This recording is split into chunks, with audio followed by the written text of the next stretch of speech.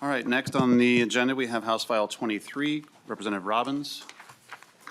Representative Robbins, since you are not a member of the committee, I will move for House File 23 to be before the committee, and the recommendation is to send it to, where are we sending this to?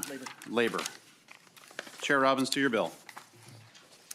Thank you, Mr. Chair. I have an A1 author's amendment. To your amendment? Thank you, Mr. Chair and members. Can I move the amendment? Yes. Okay, I will move the amendment before the committee on your behalf. great. Thank you, Mr. Chair. So, members, the A1 just gets the bill in the shape that I would like to have it. This is clarifying a statutory definition for abuse, fraud, and waste. It currently exists in Minnesota Statute 127A.21 and was just adopted in the same companion bill in the Senate last week with bipartisan support. So I hope we can just move the A1, and then I'm happy to talk more broadly about the bill. Discussion to the A1. Lead Cleavorn. Yeah, I would just like to let our team know, because we have some new members, that generally we allow the authors to get the bill put in the form that they'd like. So I would encourage a yes vote on the author's amendment. Thank you, Lead Cleavorn. Seeing no other questions, all in favor? Aye. Aye. Opposed? Amendment is adopted. Chair Robbins, to your bill as amended. Thank you, Mr. Chair and members. Thank you for hearing this bill. Basically, the purpose of this bill is to expand protection for potential whistleblowers in the state of Minnesota. As you've all seen, the headlines for the last many weeks that we're approaching or exceeding $610 million in fraud in different agencies. We have had multiple investigations on childcare fraud, on sober homes, autism centers. I can't remember, honestly, the whole list I have back in my office. But this is a bipartisan effort to protect state employees. And as I will note, I checked because I earlier introduced this bill in the session and then had to reintroduce it. And it does have a Senate companion, even though it's not listed on the reviser's website. The Senate companion is SF 475, and it has bipartisan support in the Senate. Not only is it carried by Senator Matthews, but it is co-authored by Senators Hoffman, Marty, and Kupek. So I just want you to know that this is a bill to protect state employees, and that is the heart in which it is being brought forward. And so I just wanted to clarify that. So currently, the whistleblower law has fairly robust protections for state employees, but it doesn't allow or provide explicit protection for when they are reporting on issues of waste, fraud, or abuse. So they can report on many other things and it's protected, but that exact category, waste, fraud, or abuse, is not in current statute. So this amendment and this bill will just extend that protection to state employees who want to report information to us as legislators, the legislative auditor, or a constitutional officer such as the Attorney General in this category. I'm happy to stand for questions. I believe, Chair Robbins, you have a testifier. Yes, I had heard public MAPE was testify? coming, but I do not know if they're Devin Bruce from MAPE. awesome.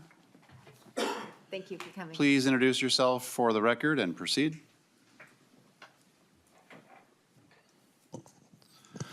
Thank you, Mr. Chair and members. For the record, my name is Devin Bruce. I'm the Director of Legislative and Political Affairs for the Minnesota Association of Professional Employees, MAPE. We are a union of over 18,500 state employees across all boards, commissions, and departments.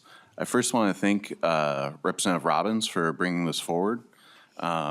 It takes a far less punitive approach than what we've seen in other proposals, largely focusing on how to better protect employees who feel compelled to come forward with concerns about state programming, services, procedures that they provide to Minnesotans. House File 23 proposes to expand the certain public employees under the Minnesota Whistleblower Act protection for reporting of waste, fraud, and abuse in public programs. While it does expand some of the additional protections to public employees in these select instances, one of the things that we are really want to highlight is that it only covers state employees in the classified service and therefore creates additional tiering between unclassified and classified in state programs, as well as differences between state employees and other public employees in local municipalities, schools, et cetera. The employees in the classified service enjoy a much broader protection, in fact, that's currently under Section 6 of the in the Whistleblower Act. And so to simplify and rectify some of this disparity, we would recommend amending Section 6 to cover all public employees at all levels of government.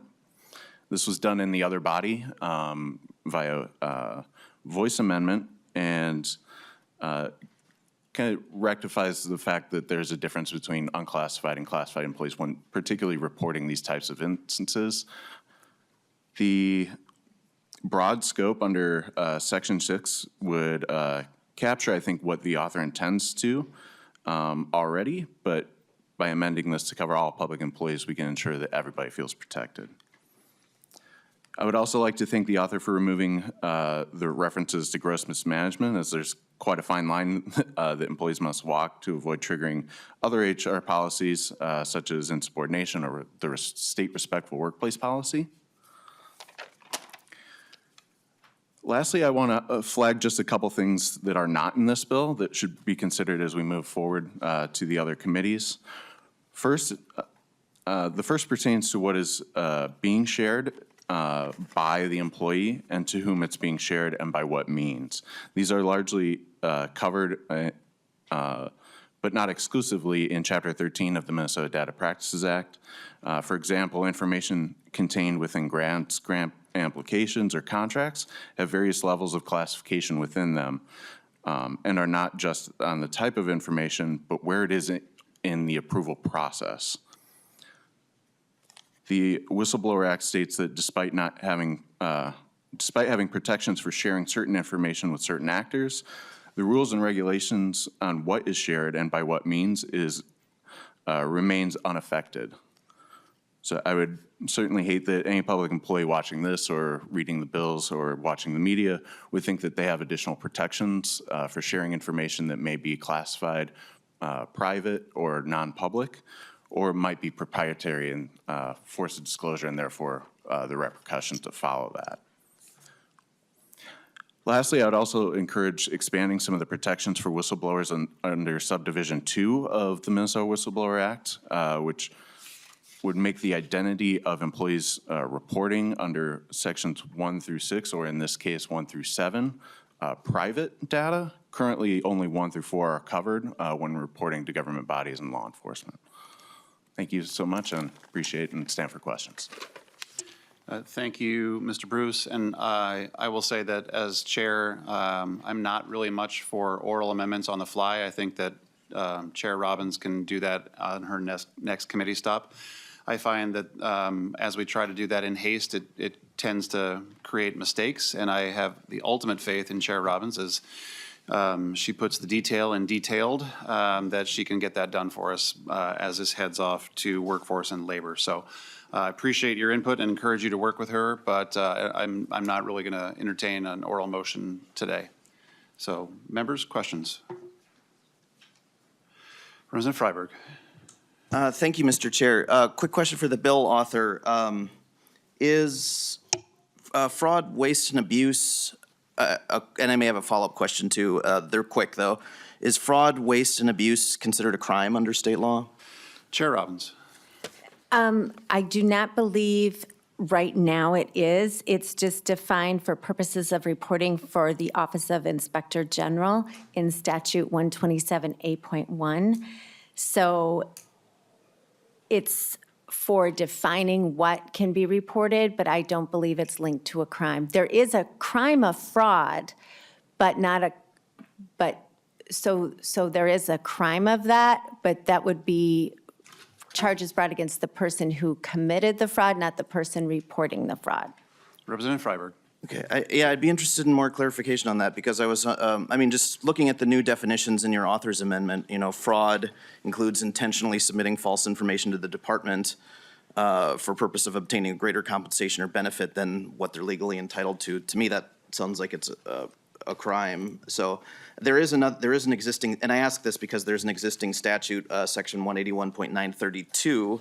It's the statute immediately after the one referenced in the bill that provides whistleblower protection to a person who reports a violation, a suspected violation or planned violation of any federal or state law or common law. I guess I was just curious kind of what the bill does that isn't already covered by this whistleblower protection in statute 181.932.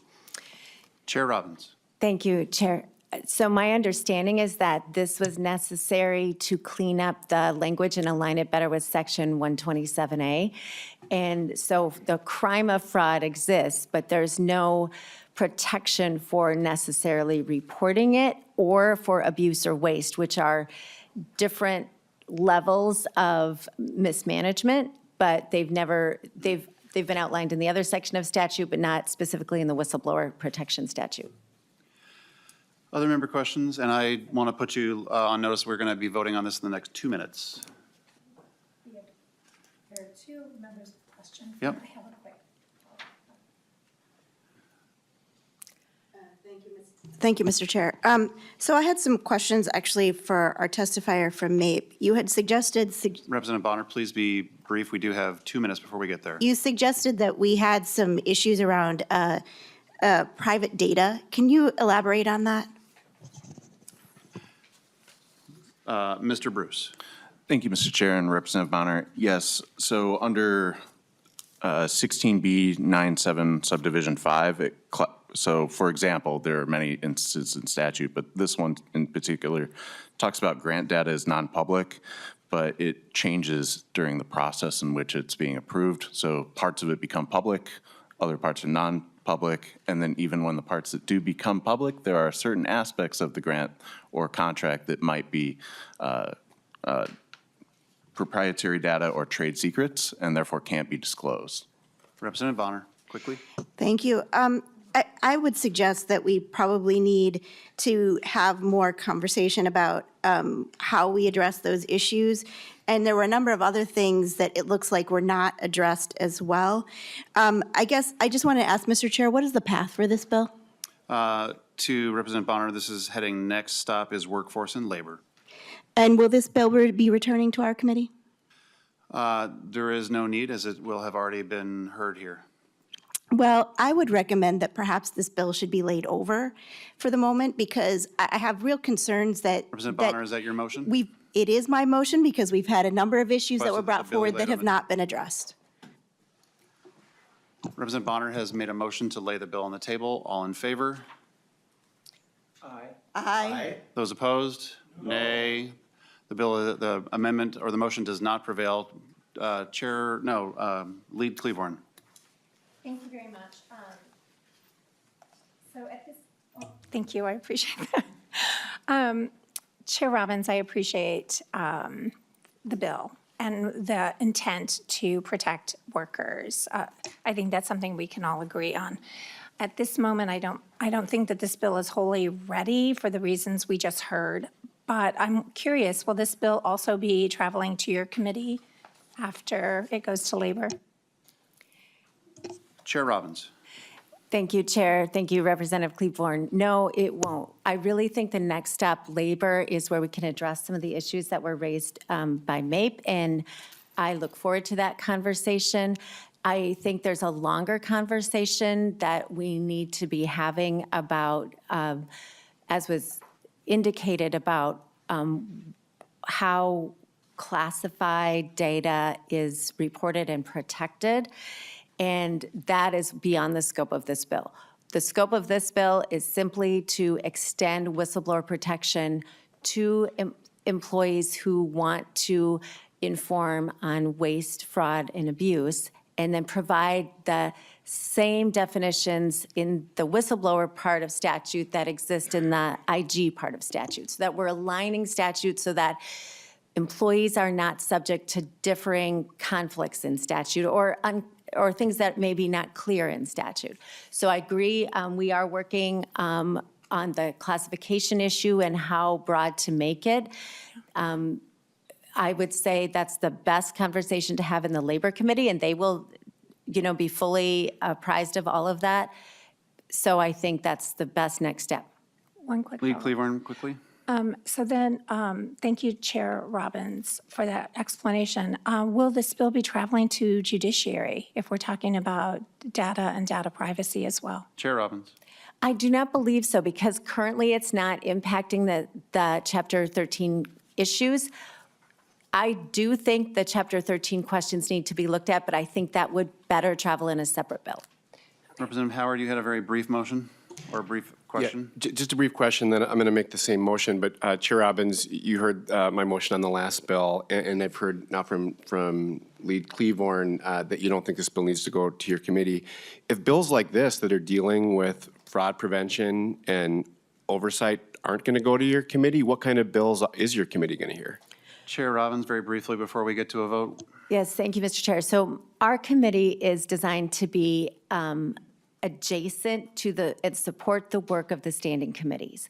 And so we will hear bills if it's necessary for them to come to our committee, but the work of our committee is more about oversight. And so we will be continuing to have hearings like we did yesterday with the OLA. I think next up, we're going to have the Office of Grants Management. So those broader hearings about the process of how grants are managed, how the agencies are functioning, that will be more the work of the fraud committee, and then the detailed work on bills that come from different jurisdictions. Committees all have these different jurisdictions, and everything that goes through standing committees doesn't need to come to the fraud committee. So I want to be working closely with the chairs of all the standing committees. I invite them to attend our committee hearings as well, but we want to keep these bills that are going to help improve state grant processing, improve whistleblower protection, and improve the functioning of the legislature so we don't have waste, fraud, and abuse, get moving through this process. So I don't, if I see the need for something, I'll be the first one to speak up. But right now, I'm very comfortable with how these bills are being brought through committee process.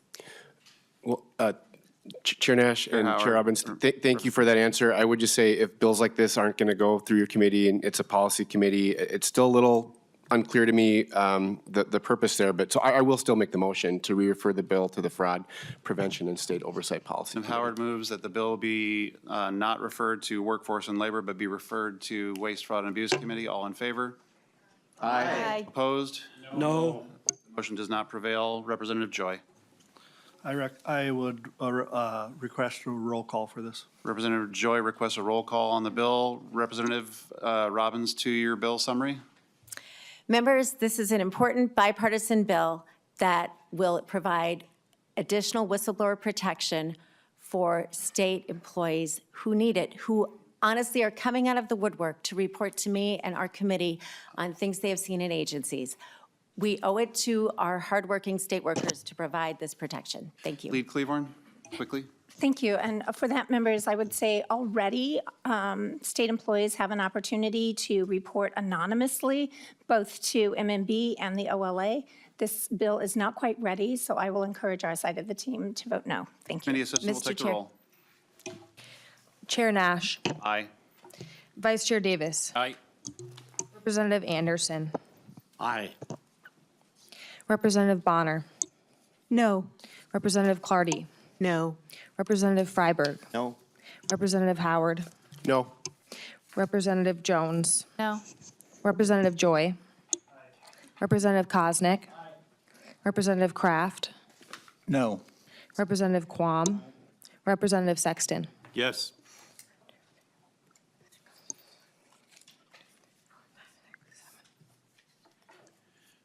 There being 7 ayes and 6 nays, the bill is voted in favor and will be moving to Workforce, Labor, and Economic Development. Congratulations, Chair Robbins.